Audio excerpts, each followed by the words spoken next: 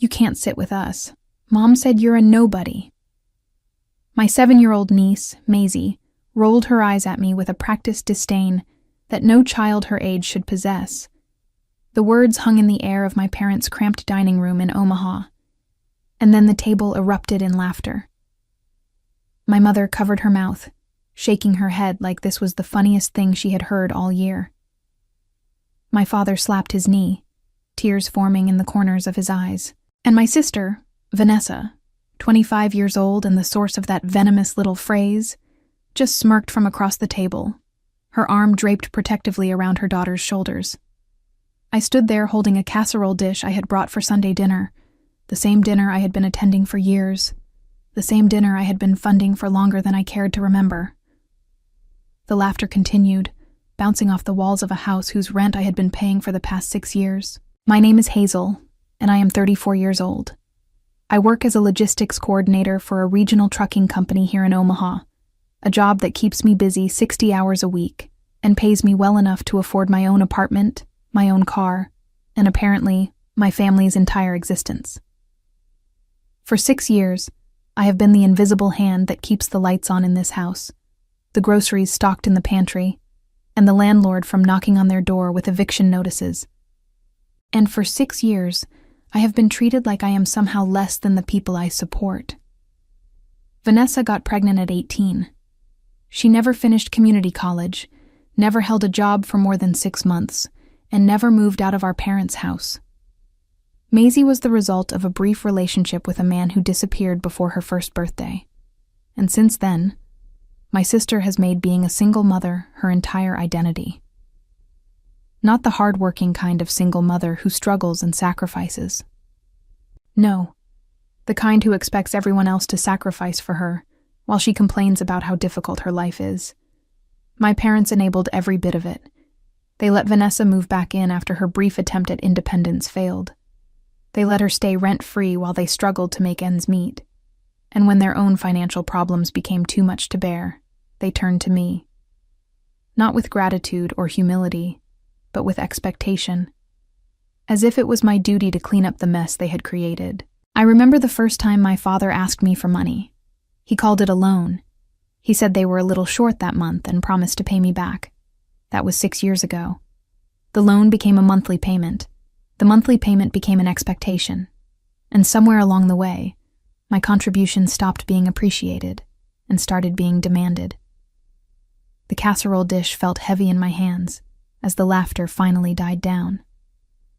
I looked around the table at the faces of my family. My mother, who had not worked in 15 years and spent her days watching television and scrolling through social media. My father, who worked part-time at a hardware store and spent most of his paycheck on lottery tickets and beer. My sister, who had never contributed a single dollar to this household, but somehow felt entitled to look down on me. And Maisie, an innocent child who was being taught that cruelty was acceptable and that the person who helped you the most deserved the least respect. I set the casserole dish on the counter. I did not say a word. I simply turned around, grabbed my purse from the hook by the door, and walked out of that house. I heard my mother call after me. Something about being too sensitive. Something about learning to take a joke. I kept walking. I got into my car, started the engine, and drove away from the house I had been paying for. Away from the family I had been supporting. Away from the life I had been living for everyone but myself. That night, I sat alone in my apartment, the silence both comforting and suffocating. My phone sat on the coffee table, and I stared at it like it might explode. I knew what was coming. I could feel it in my bones, the way you can feel a storm approaching before the first drops of rain begin to fall. The text came at 9:47 that evening. It was from my father, and it was exactly what I expected. "Hey, kiddo, just checking in. Payment's still due tomorrow, right? Rent is due on the 1st, and the landlord has been really strict lately." I read the message 3 times. There was no apology for what had happened at dinner. No acknowledgement that his granddaughter had called me a nobody while he laughed. No recognition that I had just been humiliated in front of my entire family. Just a reminder that my money was expected on schedule. something inside me shifted. It was not anger exactly. It was something colder, something more final. It was the realization that I had been giving and giving and giving, and all I had received in return was disrespect, dismissal, and the expectation that I would continue to give until I had nothing left. I typed my response carefully, my fingers steady on the screen. Figure it out. I hit send and set my phone face down on the table. For the first time in 6 years, I felt something I had almost forgotten existed. I felt free. But I also knew that this was just the beginning, and the storm I had felt approaching was about to make landfall. The next morning, I woke up to 17 missed calls and 43 text messages. My phone had been buzzing all night, but I had turned off the sound and slept better than I had in years. I scrolled through the messages while drinking my coffee, watching the progression from confusion to concern to outright panic. The first few messages were from my father, trying to clarify what I meant. Figure what out? And, is this some kind of joke? Then came the messages from my mother, starting gentle and escalating quickly. Hazel, honey, please call us back. I'm sure this is just a misunderstanding. Followed by, Hazel, this is serious. Your father is very upset. And finally, you cannot do this to us, after everything we have done for you. The irony of that last message was not lost on me, after everything they had done for me. I tried to think of what exactly that entailed. They raised me, yes. They fed me and clothed me and put a roof over my head until I turned 18. But so did every other parent in America. That was the bare minimum of their responsibility, not some extraordinary favor that entitled them to my financial support for the rest of my life. My sister's messages came later, around 3 a.m. She must have finally woken up and checked her phone. What the hell is wrong with you? And Mom and Dad are freaking out, and you need to fix this right now. Not a single word of apology, not a single acknowledgement that her daughter had humiliated me at their dinner table while she sat there and laughed. Just demands. Always demands. I thought about the years I had spent trying to keep this family afloat. The overtime I worked so I could send them extra money during the holidays. The vacations I never took because I could not afford to miss a paycheck when they were depending on me. The relationships I let wither because I was always too tired or too stressed or too focused on making sure everyone else was taken care of. I remembered the time Vanessa asked me to buy Maisie a new bicycle for her 5th birthday because she wanted to be the one to give it to her, but could not afford it. I bought the bicycle. Vanessa took all the credit. Maisie never knew that her aunt was the one who actually paid for it. That was the pattern. I provided, and they pretended like everything came from somewhere else. I was the machine in the background, expected to run quietly and never complain. My phone rang again. This time it was my father. I let it go to voicemail, then listened to the message he left. Hazel, I don't know what's going on with you, but we need to talk. The rent is due tomorrow and we don't have the money. We've been counting on you for this. You can't just back out now with no warning. Call me back. No warning. 6 years of paying their rent, and I was supposed to give them notice before I stopped. Like I was their landlord instead of their daughter. Like I owed them a formal resignation from the position of family ATM. I thought about calling him back.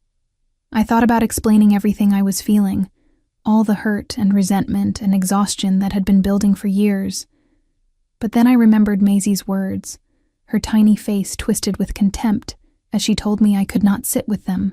I remembered my mother's laughter, my father's tears of amusement, my sister's satisfied smirk, and I realized that explaining would not change anything. They did not see me as a person with feelings and limits. They saw me as a resource to be exploited. I deleted my father's voicemail without responding. The day passed slowly. I went to work, focused on my tasks, and tried not to think about what was happening back at my parents' house. But every time my phone buzzed, my stomach would clench. The messages kept coming, each one more desperate than the last. My mother called me selfish. My father called me ungrateful. My sister called me words I will not repeat. By the evening, the tone had shifted. The anger was still there, but it was tinged with something else. Fear. They were starting to realize that I was serious, that I was not going to swoop in and save them at the last minute like I always had before. They were starting to understand that the safety net they had taken for granted had been pulled away. I made myself dinner, a simple pasta with marinara sauce, and ate it at my kitchen table while reading a book. It was the most peaceful evening I had experienced in months. No phone calls about money problems, no texts about unexpected expenses, no guilt about whether I was doing enough for people who did nothing for me. But as I washed my dishes and prepared for bed, I knew that tomorrow would be different. Tomorrow was the first of the month. Tomorrow, the rent was due. And tomorrow, my family would finally have to face the consequences of treating me like I did not matter. I fell asleep that night with a strange mixture of emotions. Guilt, because I had been conditioned to feel responsible for them. Relief, because I had finally stopped pretending that their treatment of me was acceptable. And something else, something I had not felt in a very long time. Hope. Hope that maybe, just maybe, I could finally start living my life for myself. The next morning, my phone rang at 6:15. It was my father. This time I answered. "Hazel, what the hell is going on?" My father's voice was sharp with panic, a tone I had never heard from him before. He was usually so laid back, so unconcerned about anything that did not directly affect his comfort. But now, facing a problem he could not ignore, he sounded like a man watching his world collapse. "Good morning to you too, Dad," I said, keeping my voice calm and measured. I had practiced this conversation in my head a dozen times during my sleepless moments the night before. I knew exactly what I wanted to say. "Don't give me that. You know what I'm calling about. The rent is due today and we don't have the money. You said you were going to figure it out, but you haven't sent anything. The landlord is going to be here at noon expecting payment." "And I told you to figure it out," I replied. "That means you need to find the money yourself." There was a long pause on the other end of the line. I could hear my mother's voice in the background, asking what I was saying. My father shushed her impatiently. "Hazel, you can't be serious. We've been depending on you for years. You can't just cut us off without warning. That's not how family works." I felt something snap inside me at those words. That is not how family works. As if I was the one who had violated some sacred covenant.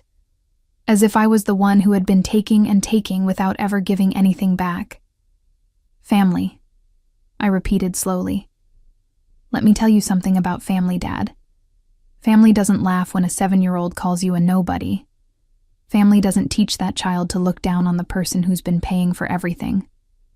Family doesn't take your money every month and then treat you like you're invisible."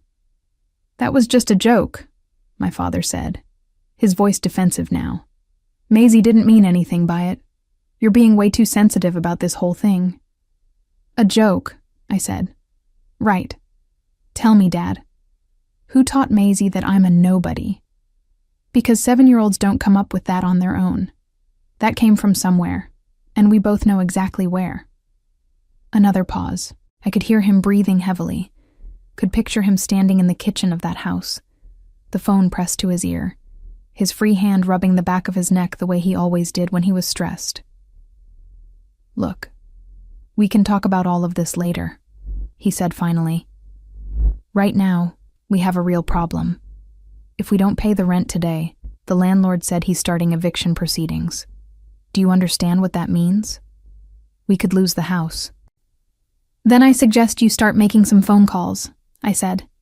"Maybe Vanessa could get a job. Maybe you could pick up extra shifts at the store. Maybe Mom could sell some of those things she's been buying on shopping networks for years. There are options, Dad. They just don't include me anymore." "You're going to let us get evicted?" His voice cracked on the last word. Your own parents? Your own sister and niece? I closed my eyes and took a deep breath. This was the moment I had been dreading. The moment when they would try to make me feel like the villain for refusing to be exploited any longer. I had to stay strong. I'm not letting anyone do anything, I said. I'm simply not paying for people who treat me like garbage. That's not abandonment. That's self-respect. Something I should have found a long time ago. My mother's voice came through the phone now, louder and more hysterical. She must have grabbed the receiver from my father. Hazel, please. I don't know what's gotten into you, but you need to stop this right now.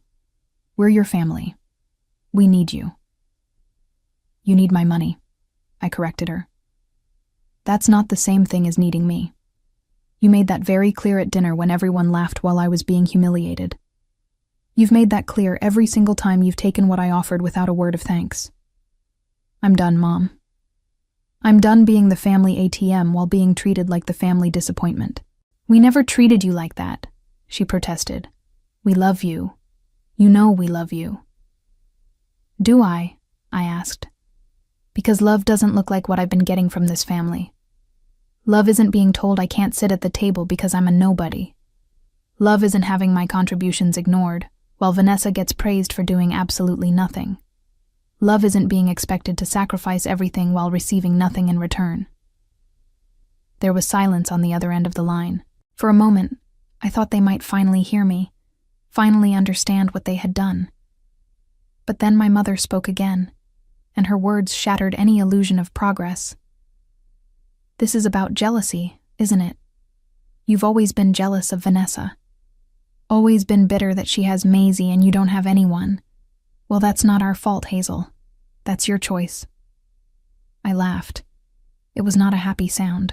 It was the kind of laugh that comes when you finally see something for exactly what it is, when the last scales fall from your eyes and the truth stands naked before you. Goodbye, Mom, I said. Good luck with the rent. I ended the call before she could respond. My hands were shaking, but not from fear or uncertainty. They were shaking from the sheer relief of finally saying what I had needed to say for years. I had stood up for myself. I had drawn a line in the sand. And no matter what happened next, I knew that I had made the right decision. My phone started ringing again almost immediately. I silenced it without looking at the screen. I had said everything I needed to say. Now it was time to let them face the consequences of their choices, the same way I had been facing the consequences of mine for 6 long years. The difference was that I had finally chosen myself. The first day of complete silence was the hardest. After I ended the call with my mother, I turned my phone completely off and left it in a drawer. I could not handle the constant buzzing, the endless stream of messages designed to guilt me into submission. I needed space to think, to process, to figure out who I was when I was not defined by my role as the family provider. I went to work that day and threw myself into my tasks with renewed energy. My job had always been something I was good at, something that made me feel competent and valued. The trucking company I worked for handled logistics for regional distributors, and my role involved coordinating schedules, managing routes, and solving problems when shipments went wrong. It was challenging work, but it was also work that people appreciated. When I did something well, my boss noticed. When I went above and beyond, I got recognition. It was such a stark contrast to my family life that I sometimes wondered why I kept going back to people who made me feel worthless when I could stay in a place where I felt capable. My coworker Tessa noticed something different about me that day. She stopped by my desk around lunchtime, a cup of coffee in her hand, and a curious expression on her face. "You seem different today," she said. "More relaxed. Did something happen?" I thought about how to answer that question. Tessa and I had worked together for 3 years, and while we were friendly, we were not exactly close friends. I had never talked to her about my family situation, never complained about the money I sent home every month or the way I was treated when I visited. It had always seemed too personal, too embarrassing to admit that my own family saw me as nothing more than a source of income. I made a decision, I said finally. A big one. I'm still processing it. Tessa nodded slowly, recognizing that I was not ready to share details. Well, whatever it is, it looks good on you. You've got this energy today that I haven't seen before. After she walked away, I thought about what she had said. Energy. That was exactly what it felt like. For years, I had been walking around with a weight on my shoulders, a constant drain on my emotional and financial resources. Cutting myself off from my family had not solved all my problems, but it had lifted that weight. I felt lighter, freer, more like myself than I had in a very long time. When I got home that evening, I finally turned my phone back on. The notifications came flooding in like water through a broken dam. Voicemails, text messages, missed calls. I scrolled through them quickly, getting a sense of how the day had unfolded for my family. The morning had been filled with panic and accusations. My parents had apparently tried calling every relative they could think of, begging for money to cover the rent. No one had been able to help. Aunt Gloria, my mother's sister, had apparently told them that she had been expecting this for years, that anyone could see I was being used, and it was only a matter of time before I put a stop to it. That message from my mother was particularly bitter, accusing Aunt Gloria of turning me against them. By the afternoon, the tone had shifted from panic to desperation. My father had gone to the landlord and begged for an extension. The landlord, a man I had never met but had been paying for 6 years, had agreed to give them 1 week. 1 week to come up with the money or start packing their things. The evening messages were the ones that hurt the most. Maisie's face appeared on my screen in a video message, clearly recorded by my sister. The little girl's voice was sweet and confused as she said, "Aunt Hazel, Mommy says you're not going to help us anymore. Did I do something wrong? I'm sorry if I made you sad." It was manipulative, obviously. Vanessa had coached her to say those words, to use her daughter as a weapon to make me feel guilty. But despite knowing that, despite recognizing the tactic for what it was, it still hurt. Maisie was just a child. She did not deserve to be caught in the middle of this. She did not deserve to be used as a pawn by her mother. I almost caved. I almost picked up the phone and called them back, told them I would send the money, told them we could work things out. The pull of obligation was so strong, so deeply ingrained, that it took everything I had to resist it. But then I remembered what Maisie had said at the dinner table. "You can't sit with us. Mom said you're a nobody." Those words had not come from a child's imagination. They had been planted there by my sister, nurtured by my parents' indifference, watered by years of being treated like I did not matter. If I went back now, nothing would change. They would thank me for the money, promise to do better, and within a week, everything would be exactly the same. I would be the invisible provider again, good for my money, but not worthy of their respect. I deleted Maisie's video without responding. It was one of the hardest things I had ever done, but I knew it was necessary. I could not let myself be manipulated, not even by a child's voice. If I was going to break free from this family, I had to cut all the strings, even the ones that hurt.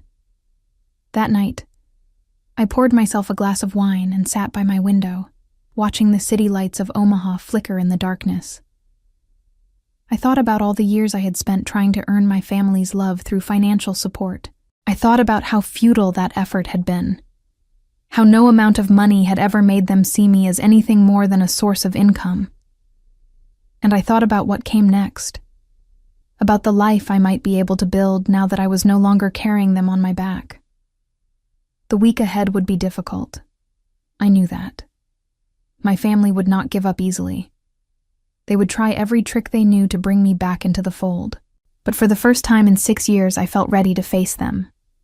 I had finally found something stronger than my guilt, my self-respect. and I was not going to let them take that away from me. 3 days into my family's week of grace, I received an unexpected visitor at my apartment. I was just getting home from work when I saw Vanessa's car parked in my building's lot. My stomach dropped. She had never come to my apartment before. In all the years I had been helping them, not once had she made the effort to visit me. I was always expected to come to them, to drive the 20 minutes to their house and insert myself into their space. My home was irrelevant to them, just like I was. She was waiting by the front entrance, her arms crossed over her chest, her expression a mixture of anger and something that might have been desperation. Maisie was not with her, which told me this was going to be a serious conversation. "We need to talk," she said as I approached. "I don't think we do," I replied, walking past her toward the door. Everything I needed to say, I already said. She followed me inside, despite my obvious lack of invitation. I did not have the energy to physically stop her, and part of me knew that this confrontation was inevitable. Better to get it over with now than to have it hanging over my head. My apartment was small but comfortable, a 1-bedroom unit with a view of the park across the street. I had decorated it myself over the years, filling it with things that made me happy. Plants on every windowsill, bookshelves overflowing with novels, art prints on the walls that I had collected from local galleries. It was my sanctuary, the one place in the world where I could be myself without judgment. Vanessa looked around with barely concealed disdain. "This is where you live? It's so small." "It's mine," I said. "I pay for it with my own money, no one else's." The implication was not lost on her. She flinched slightly, then recovered her composure. "Look, I didn't come here to fight. I came here to try to understand what's going on with you.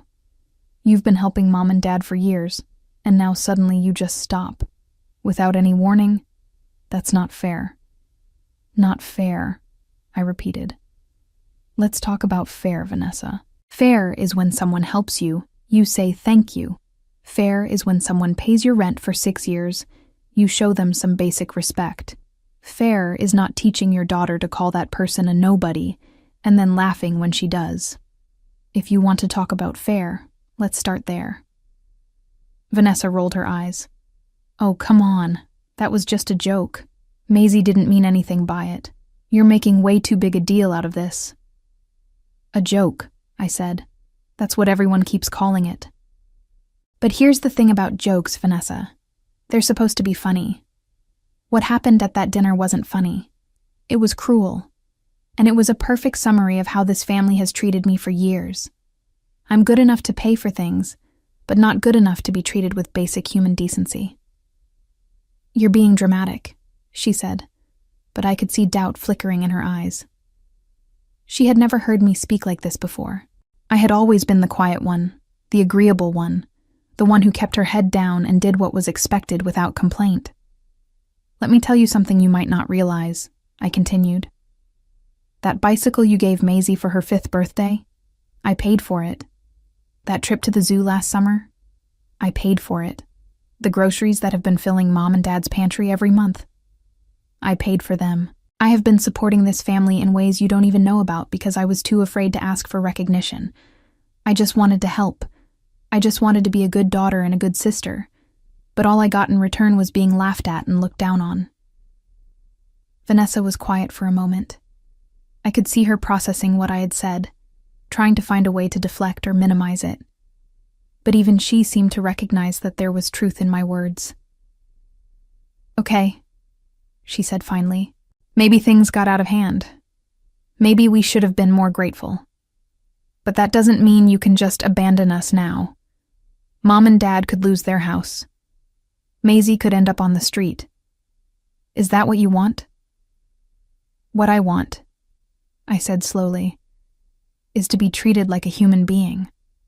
What I want is for you to get a job and start contributing instead of expecting me to carry the entire family on my back. What I want is for Mom and Dad to take some responsibility for their own lives instead of depending on me for everything. Can you give me any of that, Vanessa? Or are you just here to convince me to keep writing checks?" She did not answer, which was an answer in itself. "I thought so," I said.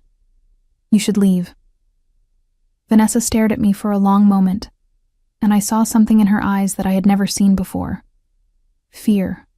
Real, genuine fear. She was starting to realize that I was serious, that I was not going to back down, that the safety net she had taken for granted was truly gone. "You're going to regret this," she said quietly. "When this family falls apart, it's going to be on you." "No," I replied. "When this family falls apart, it's going to be because you all took me for granted for too long. I just stopped pretending that was okay." She left without another word, slamming the door behind her. I stood in my apartment, my heart racing, my hands trembling. The confrontation had taken more out of me than I had expected, but underneath the exhaustion, I felt something else. Pride. I had stood my ground. I had spoken my truth, and I had refused to let her manipulate me into going back to the way things were. I sank onto my couch and let out a long, shaky breath. This was really happening. I was really doing this. And no matter how scared I was of what came next, I knew that I could not go back to being the invisible provider, the family ATM, the nobody who paid for everything but mattered to no one. The end of the week arrived faster than I expected. I had spent the days trying to focus on work, trying to build some semblance of a normal routine, but the situation with my family was always there in the back of my mind. I checked my phone obsessively, watching as the messages shifted from angry to pleading to desperate. My father had apparently tried to get extra shifts at the hardware store, but there were none available. My mother had attempted to return some of the things she had bought over the years, only to discover that most of them were past the return window, or worth far less than she had paid. Vanessa had applied for a few jobs, but with no recent work history and no marketable skills, she was not getting any callbacks. By day 6, the landlord had sent a formal notice. They had until the end of the following week to pay the full amount or vacate the premises. 2 months of back rent, which they could not afford to begin with, plus the current month. A total that seemed impossibly large for a family that had become completely dependent on someone else's income. On the 7th day, my father called again. This time when I answered, his voice sounded different, smaller, humbler. The arrogance and entitlement that had been there before were gone, replaced by something that almost sounded like genuine remorse. "Hazel," he said, "I'm not calling to ask for money. I know you're not going to give it. I'm calling because I need you to know something." I waited, curious despite myself. "I'm sorry," he continued. "I know that doesn't fix anything. I know it's too little, too late. But I need you to hear it. We should never have treated you the way we did. You've been carrying this family for years, and we never even thanked you. That was wrong. I was wrong. I did not know what to say. In 6 years of supporting them, in 34 years of being their daughter, this was the first time my father had ever apologized to me for anything. The words I had wanted to hear for so long now felt hollow, like they were coming too late to matter. "Why now?" I asked. "Why apologize now when you're about to lose everything?" He sighed heavily. "Because losing everything made me realize what I had. Not the house, not the money. You. I had a daughter who loved us enough to sacrifice for us, and I never appreciated her. I never even saw her. I was so focused on what you could give us that I forgot to see who you were." Tears pricked at my eyes, but I refused to let them fall. "That's a nice speech, Dad. But words don't change anything. You can say you're sorry, but what about Mom? What about Vanessa? What about Maisie, who was taught to look down on me by the people who should have taught her to love me?" "I know," he said.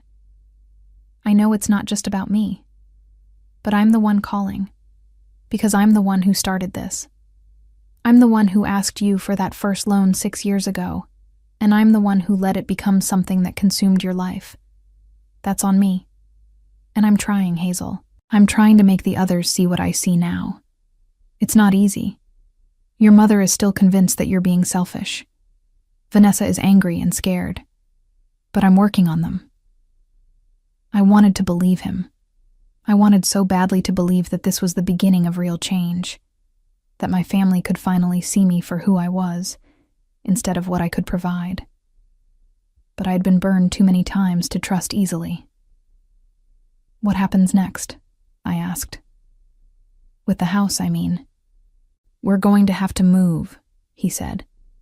The landlord isn't going to budge, and we don't have the money. I've been looking at cheaper apartments, maybe something out in the suburbs.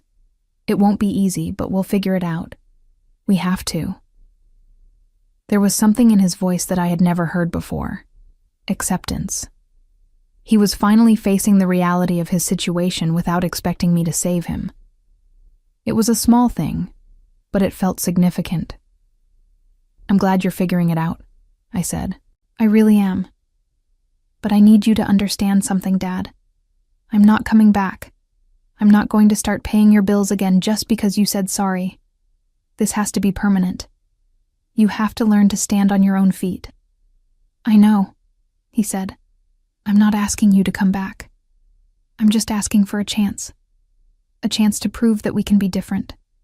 A chance to be the family you deserved all along. I did not know if he meant it. I did not know if my family was capable of real change, or if this was just another manipulation designed to bring me back into the fold. But for the first time since I had sent that fateful text message, I felt a glimmer of something that might have been hope. We'll see, I said finally. That's all I can promise right now. We'll see. I ended the call and sat in silence for a long time. The week was over. My family was facing the consequences of their choices, and I was facing the reality of a life without the constant burden of their expectations. It was terrifying and liberating in equal measure. But as I sat there in my quiet apartment, I realized something important. This was not about revenge. It had never been about revenge. It was about self-preservation. It was about finally recognizing my own worth and refusing to accept anything less than the respect I deserved. My family might change, or they might not. But either way, I was no longer going to sacrifice myself for people who could not see my value.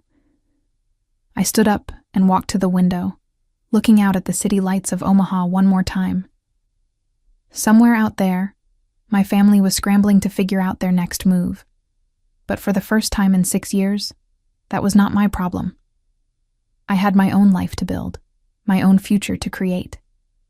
And I was finally ready to start. The weeks that followed were some of the strangest of my life. Without the constant drain of supporting my family, I found myself with something I had not had in years: money. Money that did not disappear the moment it hit my bank account. Money that I could actually save or spend on myself or use to build the life I had always wanted. I started small. A new couch to replace the worn-out one I had been sitting on for years.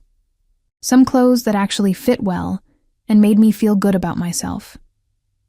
A weekend trip to Chicago, just because I could, just because I had always wanted to see the city and never had the funds or the freedom to go. It was during that trip that I met someone who would become important to me. His name was Julian, and he was sitting at the coffee shop where I had stopped to rest my feet after a morning of sightseeing. We struck up a conversation about the book I was reading, and before I knew it, 2 hours had passed. He was kind and funny and genuinely interested in what I had to say. He treated me like a person worth knowing, not a resource to be exploited. We exchanged numbers before I left Chicago, and in the weeks that followed, we talked every day. Long phone calls that stretched into the night, text messages that made me smile during my lunch breaks. For the first time in my adult life, I was experiencing what it felt like to have someone care about me without expecting anything in return. Meanwhile, my family's situation continued to deteriorate.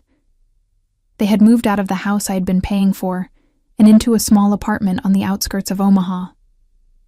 My father had managed to get a few extra shifts at the hardware store, but it was barely enough to cover their reduced expenses. My mother had started working part-time at a grocery store, a development that apparently caused no small amount of resentment and complaining. And Vanessa had finally gotten a job at a call center, her first real employment in nearly a decade. I kept my distance, but I heard updates through Aunt Gloria, who had become a surprising ally in all of this. She had apparently been watching my family take advantage of me for years, waiting for the day when I would finally stand up for myself. When that day came, she was ready to support me. "They're struggling," she told me during one of our phone calls. "But they're also learning. Your father seems genuinely changed. Your mother is coming around slower, but she's getting there. Vanessa is the holdout. She still blames you for everything." "Of course she does," I said. Taking responsibility has never been her strong suit. "Give it time," Aunt Gloria advised. "Some people need to hit rock bottom before they can start climbing back up. Vanessa hasn't hit hers yet." I thought about her words long after our call ended. Rock bottom. That was what my family had been heading toward for years, propped up only by my financial support. Now that the prop was gone, they were finally having to face reality. It was painful to watch, even from a distance, but it was also necessary. My relationship with Julian continued to grow. He came to visit me in Omaha a month after we met, and seeing him in my apartment, in my space, felt like something clicking into place. He was impressed by the life I had built, by the independence I had carved out for myself. He did not see me as someone who needed to be fixed or rescued. He saw me as someone worth choosing, just as I was. "You're remarkable, you know that?" he said one evening as we sat on my new couch, watching the sunset through my window. "Everything you've been through, and you're still here, still standing, still building." "I don't feel remarkable," I admitted. "Most days I just feel like I'm figuring it out as I go." "That's what remarkable looks like," he said. "It's not about having all the answers. It's about showing up anyway." I leaned into him, feeling safe and seen, in a way I had never felt with my own family. This was what I had been missing all those years. This was what I had been too busy supporting others to ever find for myself. Connection, respect, love that did not come with a price tag. As the weeks turned into months, I began to rebuild my life in earnest. I got a promotion at work, a recognition of all the years I had devoted to my job. I started putting money into savings, watching my financial cushion grow for the first time ever. I made plans for the future that did not involve sacrificing myself for people who did not appreciate me. And slowly, painfully, my family began to change too. But that was their journey, not mine. I had my own path to walk now, and I was finally walking it with my head held high. 6 months after I stopped paying my family's bills, Vanessa finally reached out to me. It was not a text message or a phone call. It was a letter, handwritten on lined paper, mailed to my apartment like something from another era. I almost did not open it. I was not sure I was ready to hear whatever excuses or accusations she had to offer. But curiosity got the better of me, and I sat down at my kitchen table to read what she had written. "Dear Hazel," the letter began. "I don't know if you'll even read this, and I wouldn't blame you if you didn't. I've been a terrible sister. I've treated you badly for years, and I made excuses for it instead of owning up to what I was doing. I'm not writing to ask for money or to try to manipulate you into coming back. I'm writing because I need you to know that I finally understand what I did, and I'm sorry." I read the letter 3 times, searching for the catch, the hidden agenda. But the more I read, the more I realized that Vanessa was actually being honest. She wrote about her fear and insecurity, about how jealous she had always been of my independence and my ability to take care of myself. She admitted that teaching Maisie to look down on me had been a way of making herself feel better about her own failures. She acknowledged that she had been taking advantage of me for years, and that she did not deserve my forgiveness. "I'm working now," she wrote. It's not much, but it's mine. I'm finally starting to understand what it means to earn something instead of just expecting it to be handed to me. I know that doesn't undo all the hurt I caused you, but I wanted you to know that I'm trying. I'm trying to be the person you deserved all along. The letter ended with an invitation. Vanessa was having a small birthday party for Maisie at their new apartment. She was not expecting me to come, but she wanted me to know that I was welcome. Maisie had been asking about me, she wrote. The little girl did not fully understand what had happened, but she missed her Aunt Hazel. I set the letter down and stared at it for a long time. Part of me wanted to throw it away, to dismiss it as another manipulation, but another part of me recognized something genuine in Vanessa's words. She was struggling, she was scared, and for the first time in her life, she was taking responsibility for her actions. I talked to Julian about it that night, asking for his perspective. He listened carefully to everything I said, then offered his thoughts. It sounds like she's really trying, he said. That doesn't mean you have to forgive her right away. It doesn't mean you have to go to that party or let her back into your life. But it might mean that change is possible. Real change. Do you think I should go? I asked. I think you should do whatever feels right for you, he said. But I also think that holding on to anger forever can become its own kind of burden.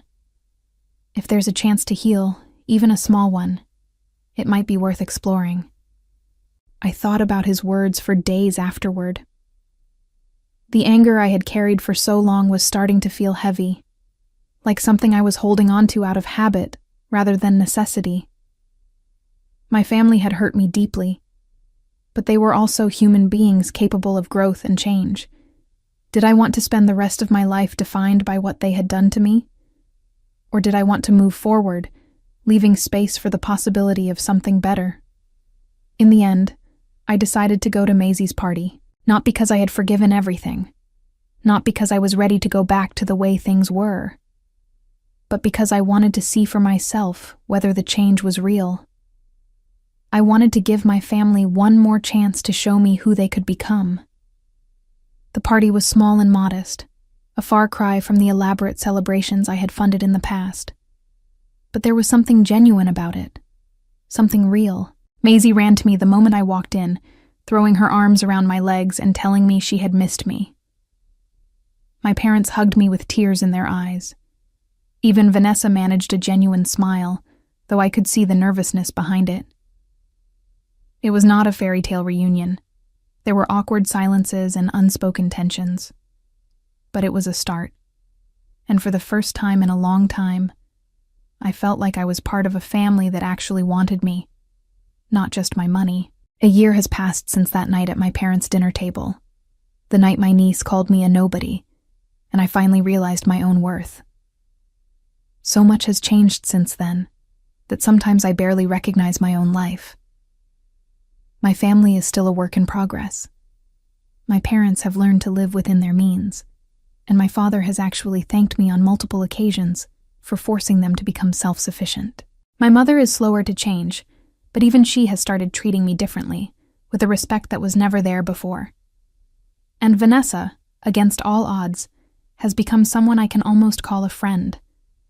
She has a job she is proud of, and she is raising Maisie to understand the value of hard work and the importance of treating people with kindness.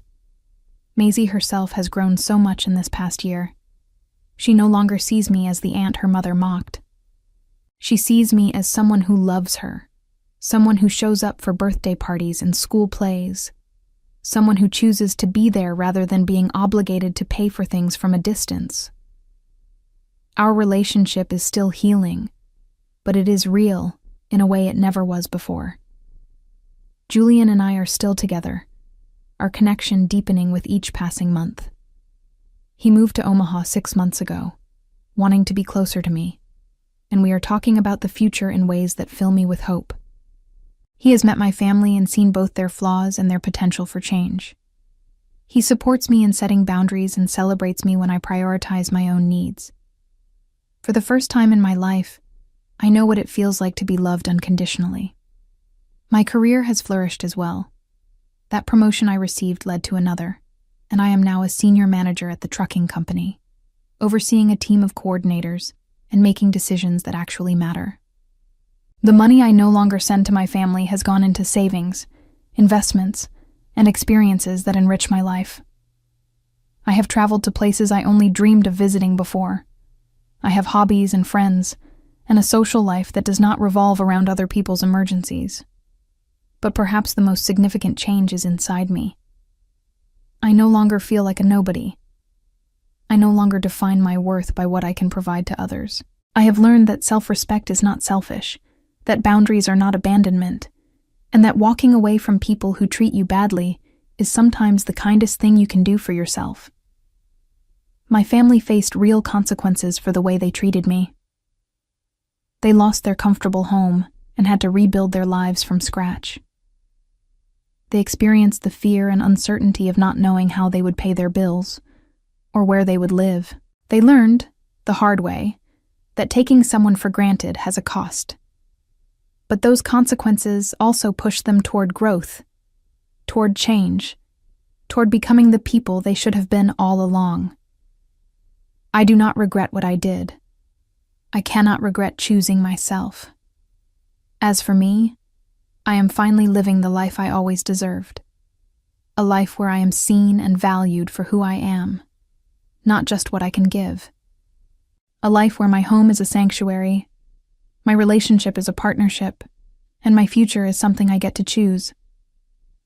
The girl who sat at that dinner table a year ago, holding a casserole dish while her family laughed at her humiliation, would barely recognize the woman I have become. Sometimes I think about that night, and what might have happened if I had stayed quiet, if I had paid the rent one more time, if I had continued to sacrifice myself for people who could not see my worth. I would still be the invisible provider, the family ATM, the nobody who paid for everything but mattered to no one. Instead, I chose a different path. I chose myself. Looking back now, I understand that revenge was never really the goal. What I wanted was freedom. Freedom from obligation, from expectation, from the crushing weight of other people's needs. And I found it, not by destroying my family, but by finally refusing to let them destroy me. My name is Hazel. I am 35 years old, and I am nobody's nobody anymore.